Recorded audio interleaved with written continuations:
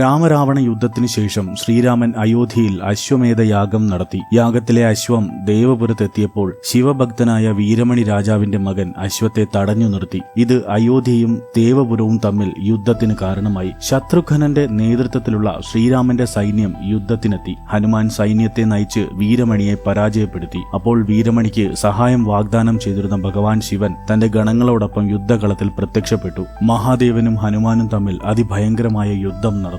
ഹനുമാൻ രുദ്ര അവതാരമായതുകൊണ്ടും അദ്ദേഹത്തിന് എല്ലാ ദേവീദേവന്മാരുടെയും വരം ലഭിച്ചതുകൊണ്ടും ഭഗവാൻ ശിവന്റെ ദിവ്യാസ്ത്രങ്ങളെല്ലാം ഹനുമാൻ നേരിട്ടു. ഒരു ഘട്ടത്തിൽ ഹനുമാൻ മഹാദേവന്റെ ത്രിശൂലം പോലും അദ്ദേഹത്തിന്റെ ശരീരത്തിൽ ലയിപ്പിച്ചു. ഈ ഘോരയുദ്ധം കണ്ട് ശ്രീരാമൻ അവിടെ പ്രത്യക്ഷപ്പെട്ടു. രാമൻ ഹനുമാനെ ഉപദേശിച്ചുകൊണ്ട് പറഞ്ഞു, ഹനുമാൻ, നീ ആരുമായാണ് യുദ്ധം ചെയ്യുന്നതെന്ന് നിനക്കറിയാമോ? ശിവൻ രാമനാണ്, രാമൻ ശിവനാണ്. ഇത് കേട്ട ഹനുമാൻ ഭഗവാൻ ശിവനിൽ രാമന്റെ രൂപം കാണാൻ തുടങ്ങി. ഉടൻ തന്നെ അദ്ദേഹം യുദ്ധം നിർത്തി. ഹനുമാന്റെ പരാക്രമത്തിൽ സംപ്രീതനായ മഹാദേവൻ അദ്ദേഹത്തിന് ഇഷ്ടമുള്ള വരം ചോദിക്കാൻ ആവശ്യപ്പെട്ടു. ഈ യുദ്ധം ശ്രീരാമന്റെയും ശിവഭഗവാന്റെയും ഒരു ലീലയായിരുന്നു. ഹനുമാന്റെ ശക്തി പരീക്ഷിക്കാനുള്ള ഒരു മാർഗം കൂടിയായിരുന്നു ഇത്. മഹാദേവന്റെയും ഹനുമാന്റെയും യുദ്ധവുമായി ബന്ധപ്പെട്ട ഈ കഥ നിങ്ങൾക്ക് ഇഷ്ടമായാൽ ലൈക്ക് ചെയ്യാനും സബ്സ്ക്രൈബ് ചെയ്യാനും മറക്കരുത്. ഹർ ഹർ മഹാദേവ്, ജയ് ബജ്രംഗ് ബലി, ജയ് സിയാറാം.